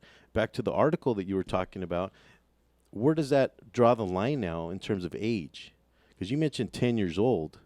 I thought that was, like I said, getting hit by a 10-year-old. There's something to be said by that, especially they can hit pretty hard. Huh? They can hit hard. 10 years. There's some 10-year-olds. I don't know what they're feeding them nowadays. Something's in the chicken. I don't know, but they're definitely they're able to hit hard enough to where the legislators are now taking notice, and there's probably enough kids nowadays that are getting hurt that's requiring the legislators to focus on these things. Well, there's another thing that comes up with the younger kids, and I'm going to say 14 is probably where they're going to end up drawing the line, I suspect. And I would probably agree that. And the reason is that it is tough because now how are you still going to be able to train those kids to properly play in high school? That's going to be that might be, they're. Oh, because you're saying that as a kid, their training might be different than when they go to high school. If you're not tackling, if they don't have tackle, let's say we eliminate tackle football 14 and under. A big argument in favor that where I would agree with is because even though we see it in high school too, but 14 and under, talking about your 10-year-old, there's a huge size differential from one kid to another a lot of times. Oh, yeah, there is. You might have a 10-year-old that's 5 foot tall, and this other 10-year-old is 4 foot tall. Yeah. And with 50 pounds difference between them. Yep. And what's going to happen when your kid hits that kid? Yeah, no, there's definitely an age gap. Not an age gap, but a size gap. Yeah. And so, in boxing you have weight classifications. So, and I think I've seen, I'd have to look it up now. I didn't think of this angle of it from that, but I think I've seen where there's some aspect of youth football where they would have weight classifications instead of just age. Some of my cousins played football. I remember they used to go buy BBs to make the weight class. They used to what? They would buy BBs. BB for BB guns? Yeah. And they would put them in a sack. Did they check for ID when they bought those BBs? No. Well, I think back then it was Kmart. You could buy them at Kmart. But they would use the BBs. They'd get 5-10 pounds worth of BBs and really put them on their body somewhere. I won't say where, but they would just to make the weight class. Oh my goodness! But sometimes you can make the weight possibly. Are you putting your kid in harm's way potentially by getting hit by somebody that's 20 pounds your senior? That's right. Or 50, like I said, it's not uncommon at the 10, 12, 13 years old to have a 50-pound differential with some kids. And who was I talking the other day about? Somebody that said somebody that's 6'5", 300 pounds, that they're usually fat and slow. And I said, not anymore. And I even go back 15, 20 years here. I went to a football game. ASU went back to Nebraska. And we sort of combined it with a business trip when I had my mailbox store. So we went to my friend back in Nebraska. She had Nebraska season tickets. I had ASU season tickets at the time. So in 95 went back to Nebraska, and we were to get to our seats where they were at. You were right by the tunnel where the players were coming out of. And I remember in particular, there's this one guy from Nebraska, big tall guy. I mean, he was like 6'3", 6'4". And he looks thinner than me. And in the part, he weighed 300 pounds. And that's pretty thin. I'm getting there. But he weighed 300 pounds. Oh, wow. Well, and you would, if you look, the size. Well, no, I mean, he was a little taller, but he wasn't that much. If you looked at him, you would not have thought 300 pounds. And this guy was fast. Some of these 300 pounders are running the 40 in 4.5 or something like that. Some guy running that kind of speed hits you with that kind of bulk behind it. Well, when you're that tall, you have a longer stride. Yeah. So you're going to be a bit faster. Even some of the big heavy guys. Yeah. They've got, because what is sprinting about? It's strength. I'll tell you, there's something in the chicken. Oh,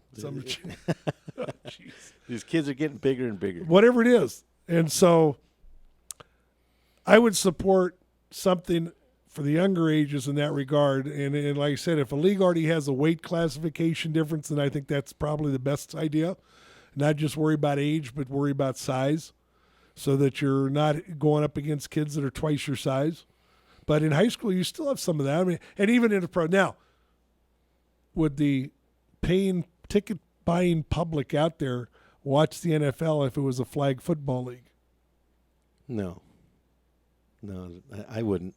You wouldn't watch that.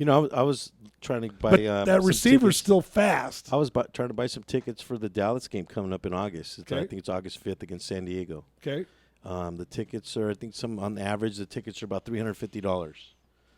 And at $350, would I go buy a ticket to see a flag game? Absolutely not. But that receiver's just as fast, and he can still make that fantastic catch. It is, but, I think football is popular because of the hits, and they even have to make rules against some of the hits, helmet to helmet, horse collar, you can't hit the quarterback after he throws the ball type of thing. There's certain things that they're calling out because the players are getting injured. And no, would I go watch? I mean, that's just me personally.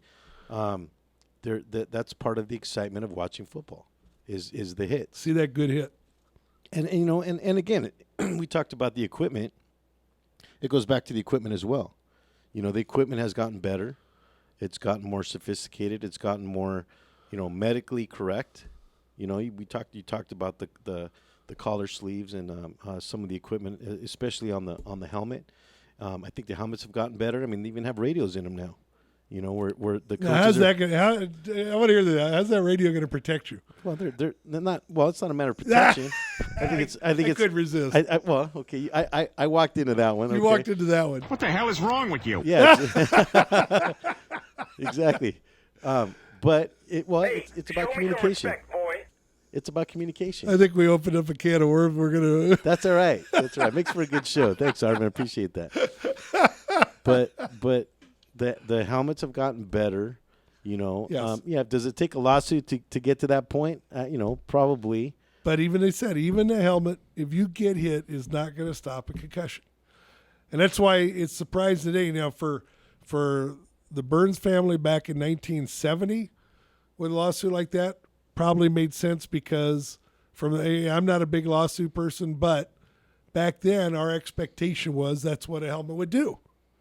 That the idea was protecting. It was protection. But now, here we are 40, 50 years later, and it wasn't, I'd have to look it up, but I know just in the last year or two, I'll look it up for probably not next week's show, but the week after, maybe we can talk a little more about it. I'll look that up. There was just a lawsuit this last year, in the last year or two. On the same issue? Same thing. So at some point, when are we going to, and this is why I say, now I'm saying we've got to this deep pockets thing. Let's sue people because we want to blame somebody, or was it a lawsuit about money, or was it a lawsuit about money the issue? it was money, and it was helmet incorrectly protecting the kids, and right there, first thing I would do. I mean, and here's the thing. Let's say a manufacturer like Riddick, just using them as an example. I think I don't know if they're the biggest, but I imagine they probably are the biggest helmet manufacturer. Okay. Let's look from their standpoint of it is at some point we're going to legislate them or sue them out of business and every other company, because if I'm them, I'm going to court and say, look, here's these doctors that are telling you no matter what you put on your head there, it's not going to stop the concussion. Doesn't matter. So why am I paying for it? Why do they have to pay for it? When you're creating something that's helping protect that. You're trying to protect that. That's your number one focus. That is your business, to help people not get concussions when they're playing football. And I'm sure and now you're getting sued because somebody got a concussion. I'm sure and you know what? And that'll be something I'm going to pursue now for another show. If I can get somebody from maybe Riddick or one of these companies to say, how much money have they spent in research and development to make that helmet better? Yeah. Excuse me. And not only that, but now you have a situation where the manufacturer actually benefits from the lack of concussions thereof. In other words, if they're getting a higher percentage of concussions or in future production on their helmets, if they're getting a lower percentage of concussions and they're bettering their numbers, that would in itself be good for the company. That's right. And good for the sport. And good for the sport, good for the company, because they could go to a school district or they could go to the NFL teams or whatever, whoever they go to, and say, look, our helmet has proven this. And I'm sure they're already doing that. I'm sure when they go out, that's part of their sales pitch is, hey, we're able to, we've got this much cushioning, we've got it engineered in a certain way, and yet they're still getting sued. Because and how can a court allow that when you've got a situation where you can allow a lawsuit against somebody because they're the one that makes this device, even though we've got expert testimony that says you can't stop, that isn't going to stop the injury. Yeah. Well, it makes me curious now as to who won those lawsuits. Well, that gives me some research for the next week. We're going to have just to let you know, give you a little heads up. Next week we're going to have an 8-under all-star team coming in. Right on. We're going to have a bunch of 8-year-olds coming in the studio. Oh, boy. Should be a lot of fun. So, some Gatorade. Coach Mike here at Kidz and Sports. By golly, we've got about half an hour left. We've got to take a break, though. We'll be back after these messages.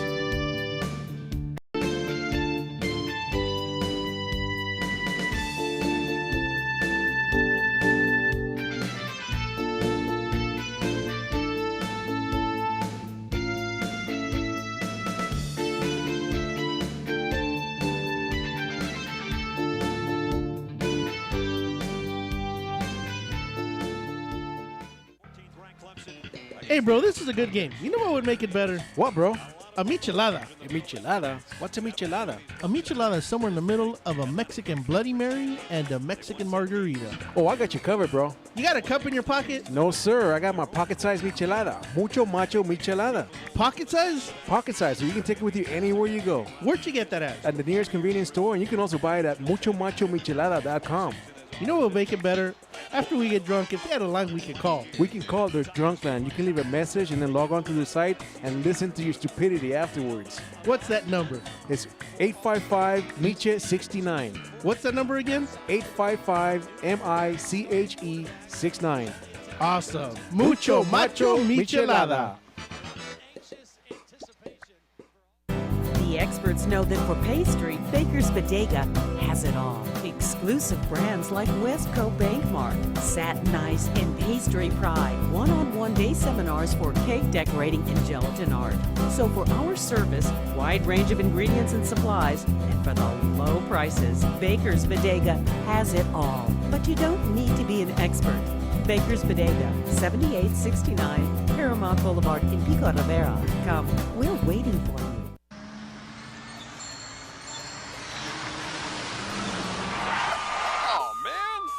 Theticketsurgeon.com. Reach us at 855-WIN-4199. Did you get caught speeding, texting while driving, or doing anything else you weren't supposed to do? Give us a call. Don't miss work. Don't lose out on the money. Don't get any more points. What about your insurance? Let us fight for you. Theticketsurgeon.com at 855-WIN-4199. Welcome to the Monster Marketing Group, your one-stop shop for all your marketing needs. Anything you need to make that marketing and advertising campaign stand out, we're your people.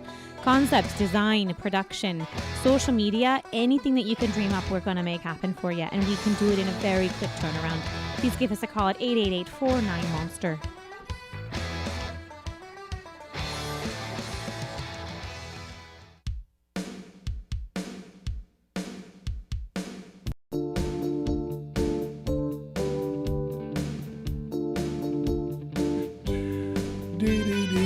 Thank you for tuning in. Final couple of segments of our show.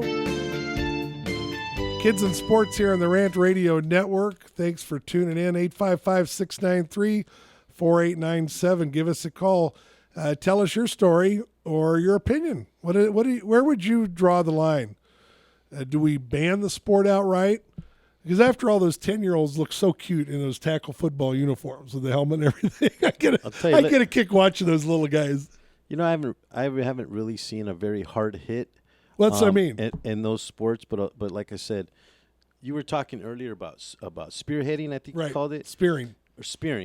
And you know, if you put a helmet on, you know, it gives you that courage to do that. Yeah. You know, if you didn't have a helmet on, I don't know that a kid would do that.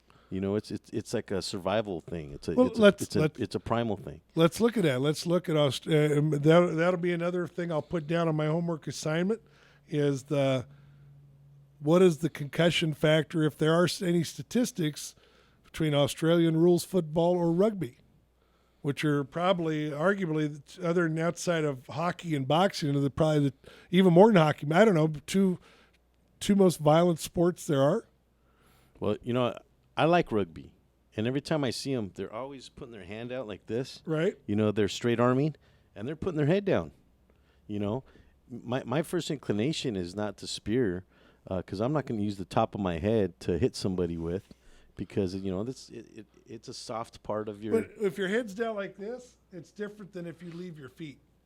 And it's different than if you leave your feet where your body is straight. That's where when you leave there's tackles when they leave their feet and go into them straight. Where if you're just running, you get your head down a little bit, sort of bowling through. That's a little bit different in that regard. But yeah, there's the potentials. I don't know. Is it as much?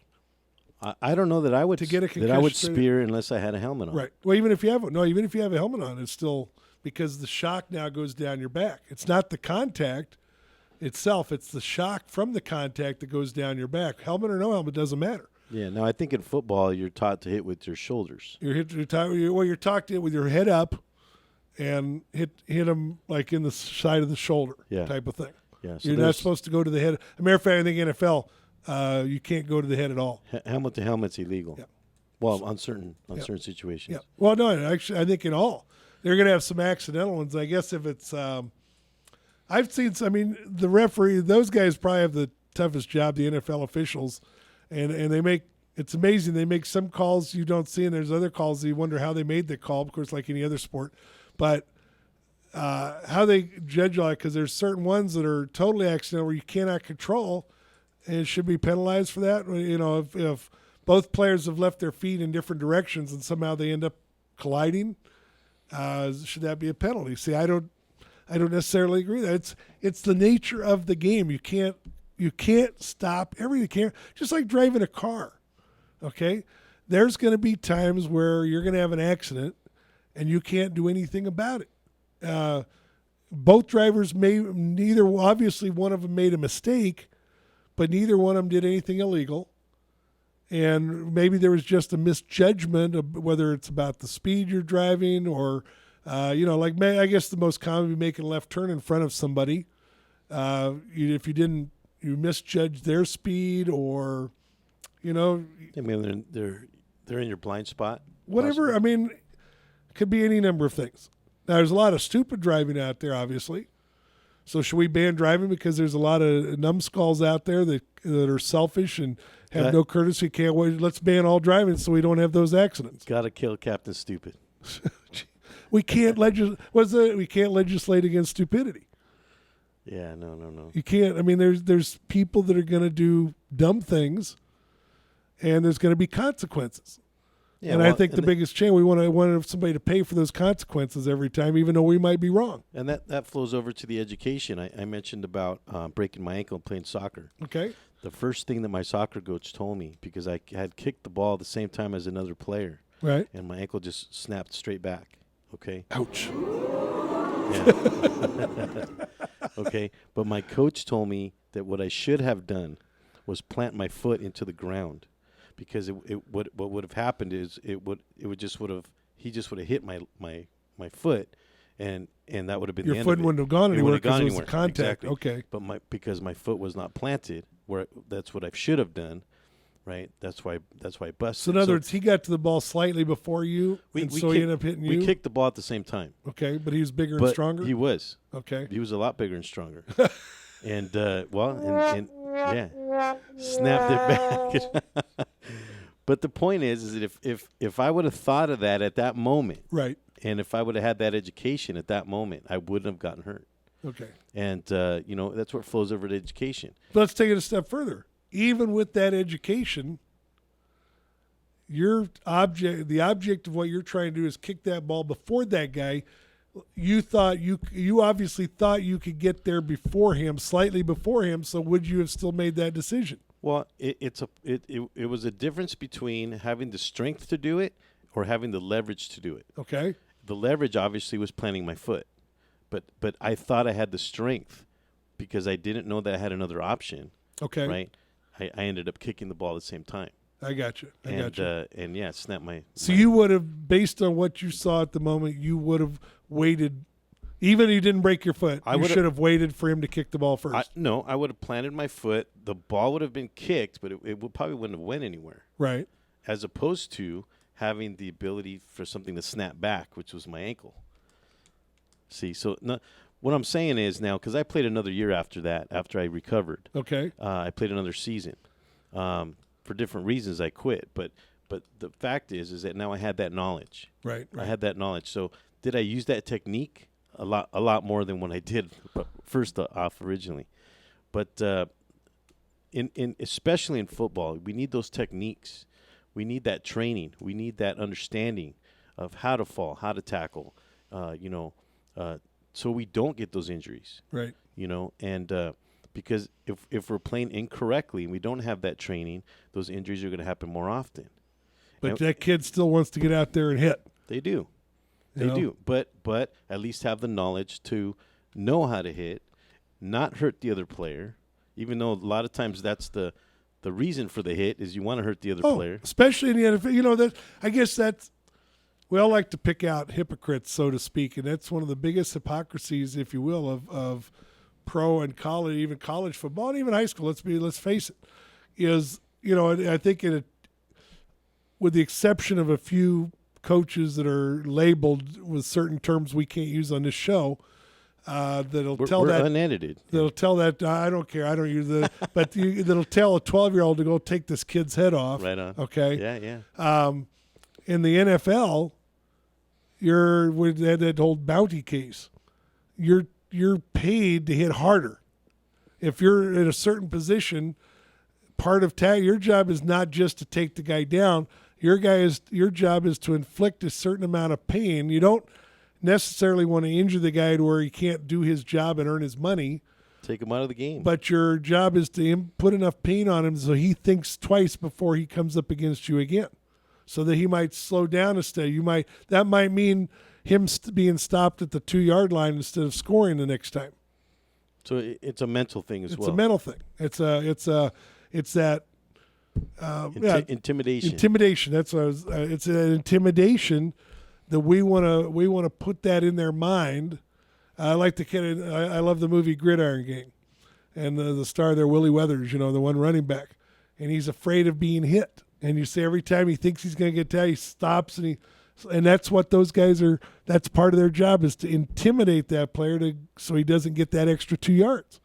That's the psychology of the game. I mean, that's the other part of it. How do you limit that? It's going to be tough.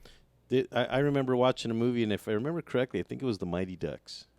The goalie was afraid of getting hit by the puck. Oh, the one where they strapped him up against him up against, and everybody, and that's what that reminds me of. You have to get in sports, you have to get rid of that fear. Right.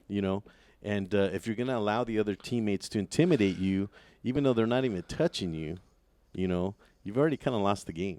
Well, but look at the other side of that when it comes to hockey, and I can never remember the goalie's name. And I think VJ Stanley told us when he was on the show several weeks ago that I think it was a Montreal Canadian goalie back in the, I want to say early 70s, the first one. I guess they didn't used to wear face masks. Wow. And he was like the first one, maybe it was late 60s, early 70s. He put a face mask on and he would put a scar on it. Every time he got hit, he'd paint a scar on there, saying if he didn't have the mask, that'd be on his face. Yeah. And look back, I mean, you'd think if there was anything from a common sense nature, somebody would have been playing with face masks in that position a few years ago. I'm sure we've gotten stronger and quicker now, but it was still probably pretty awesome back then. I mean, now they say a slap shot can travel over 100 miles an hour. I'd be afraid to lose my teeth. Yeah. And so there's something to protect yourself from right there, just the nature of the game. But again, it's still, you get the guys go out and they know that's a possibility they're going to play. The other side of that, Mike, is kind of what we see coming up in movies now, where the games are getting somewhat robotic. Oh, yeah. And you have so much protection now where you don't even have a player. Now it's just a robot out there playing the game. I mean, that's the other side of the coin. Are we going to have robots? We have the flag football, side of the spectrum, and then you have the other side of the spectrum, robots. We're somewhere in the middle, I think. And I think that in terms of the injuries, that's part of the game. That's part of the excitement. That's part of growing up. But we don't want to get to the point where you ruin your life, on one play, where now you're in a wheelchair, you're possibly paralyzed or that kind of thing. We want to avoid those things. So I think the message today here on Kids in Sports is education. There we go. Teach first, win later. Yeah. And I think that we would like to purport out there that you're not trying to kill the other person to win the game. Let's go to pizza after the game and talk about it. It was fun. It's a metaphor for life. And you have these individuals, these coaches, and even parents that are, like you said, hey, go out there and bust out his knee or do something because they're trying to win so bad. I think any parent or coach that does that should be banned. When it comes to something like that, they should be banned on the spot. Coach Mike here with my co-host Alex Alanis, coach in Kids in Sports. Maybe I have I might have one. Rant Radio Network. We'll be back after these messages.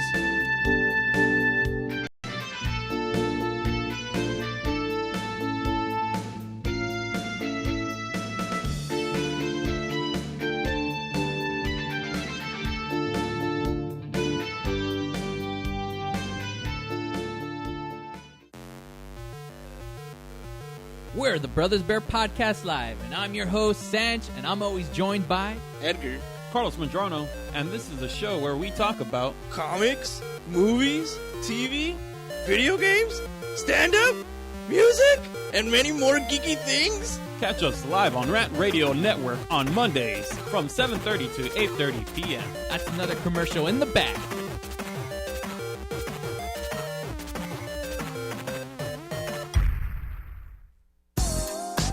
What up, foodie freaks? It's Chef Bev Lazo with the Culinary Trend Show. Join me and my brigade every Thursday night from 8 to 9 p.m. where we will be cooking up some crazy stuff that will give you the appetite for discussion. It's all about the good food, good friends, and good times. Only here on rantradionetwork.com.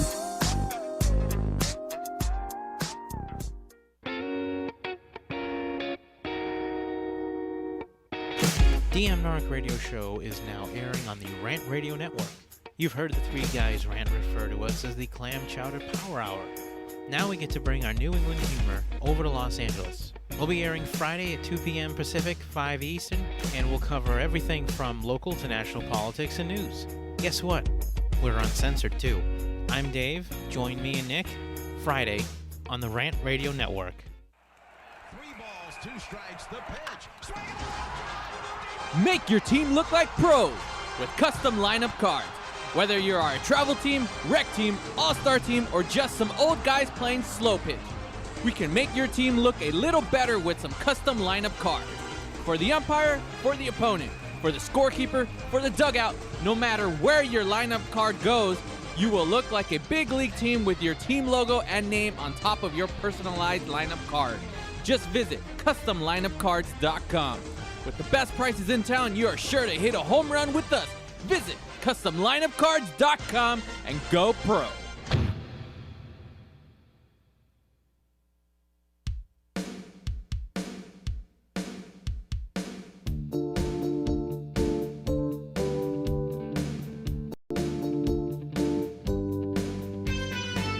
Hey, Alex, we're almost done here today. Yeah, well, it goes quick. I'll tell you, when you have a good conversation. And great sound effects, right? Oh, yeah. Do we open a... I love the sound effects. We let that Godzilla out of the can there, or that one or something, huh? It makes me feel like we're out of the basement, you know? Yeah. Like, Wayne's World Society. I mean, I thought we were in the Rant Radio Towers. This is the towers of the Rant We're in Radio the towers. Network, We're way up. I mean, look at all those buildings around us. We're having too much fun. So what do? Bottom line, what are we going to take away today? You bring education up. With all the education in the world, is there a level of danger that we should draw a line, or do we put it back in the parents' lap and say, parents, maybe that's it. Maybe more education for the parents. Is that going to matter? Are those parents going to say, oh, no, my kid's still going to be a football player? Well, I think if you give the parents the option to say, hey, we're going to put the kids through maybe a couple-week vigorous course on educating on how to hit, how to fall, how to roll, how to do those things, how to respect the other players, physically speaking. I think most parents would be privy to it. I think they would want to do it, I know I would, and also, preventative things that we can do in terms of practice. There's things that we can strengthen in our bodies to be able to take these kind of hits. I'd save this for last, but I tell you, I think there's one thing we could do that would stop the helmet-to-helmet contacts real quick. If we put spikes all around the helmets. Spikes and super glue. 4-inch spikes. I bet you wouldn't have. It would be no use in their head to. Of course, then they'd be doing other, going other directions. It's going to be a tough one. I think we need to monitor, see where we go. I think the fact we're learning more about concussions should be a deterrent for some, but I think we're always going to have those people that say, you know what, I don't care. This is what we want to do, and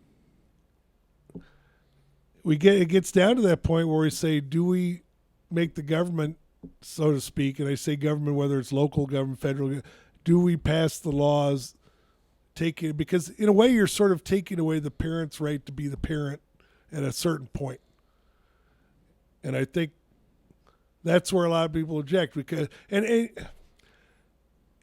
we've gotten to this thing in our society with the litigiousness of the lawsuits and stuff, where everybody signs a waiver, but then somehow we go to court, we throw these waivers. It's all of a sudden like, well, no, that doesn't count. And I think the courts need to sort of uphold. If we're going to go whatever direction we're going to uphold, we need to uphold that. I think that's one thing. Courts need to uphold these waivers, because I don't know of very many sports programs where you don't sign some sort of waiver saying, I know my kid might get injured. We got it at Western High School.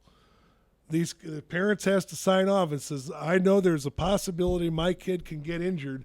So when that happens, yeah, then they want to blame somebody there's no else lawsuit. or something else. No lawsuit. It's Throw not it your out. responsibility anymore. Well, it's when like I said, when your kid gets hurt, oh, wait a minute.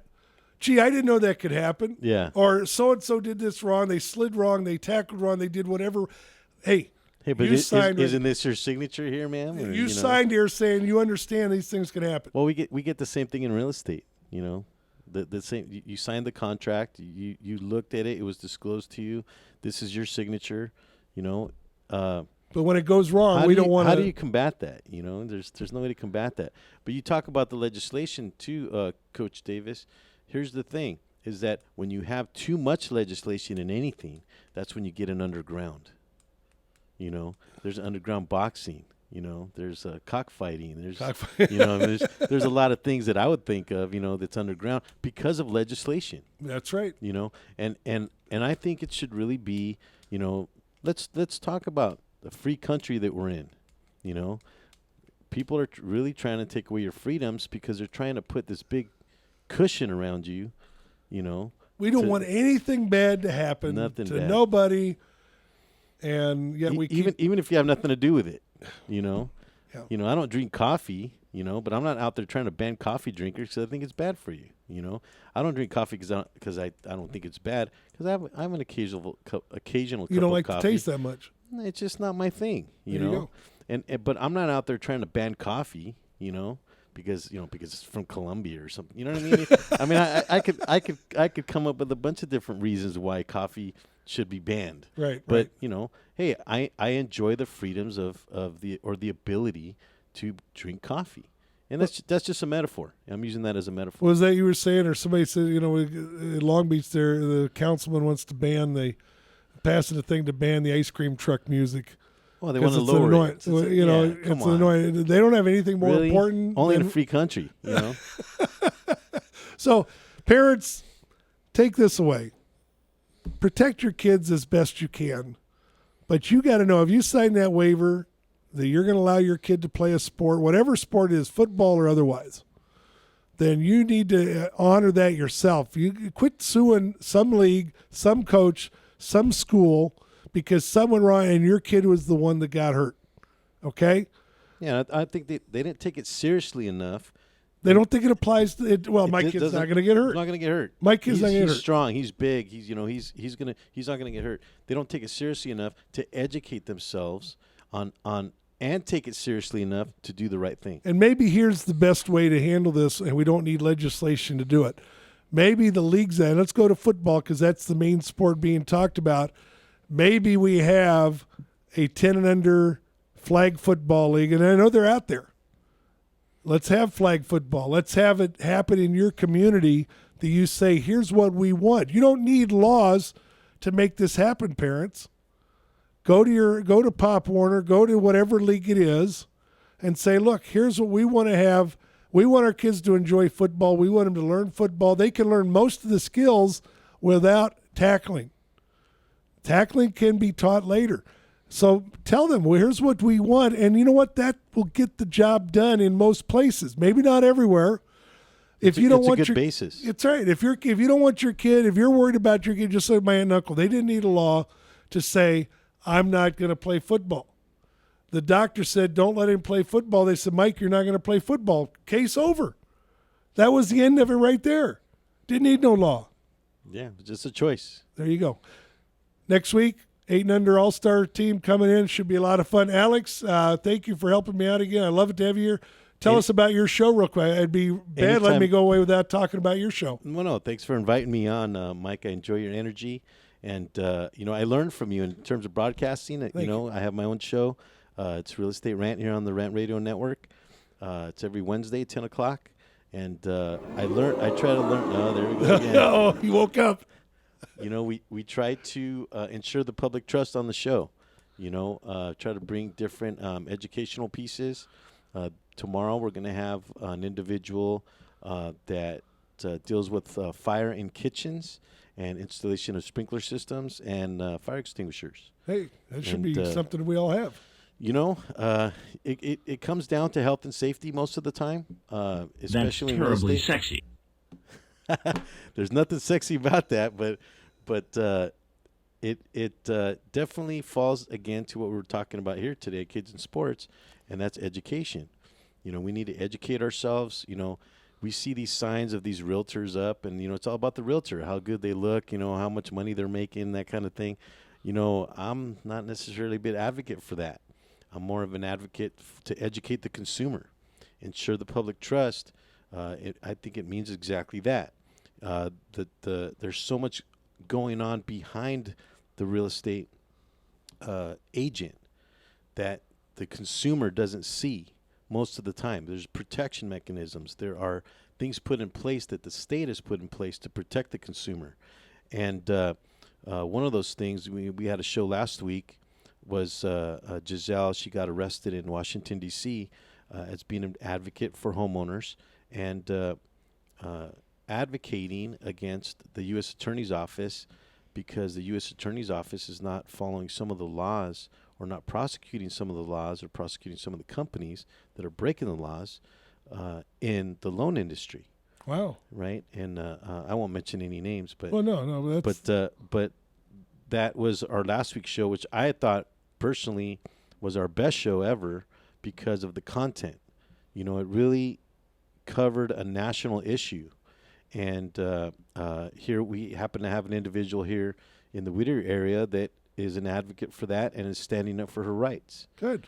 And turned out to be good. So every Wednesday, 10 o'clock. Every Wednesday at 10. Here on the at the towers of the Rant Radio Network. And just so people know, the reason Alex joins me is not only because, like he says, he likes to learn. This is sort of new for him, but he's a dad. He's got some kids, and those kids want to do sports. And that's what the show's about. We're not just a sports talk show. We're here to help your kids have a better experience with youth sports.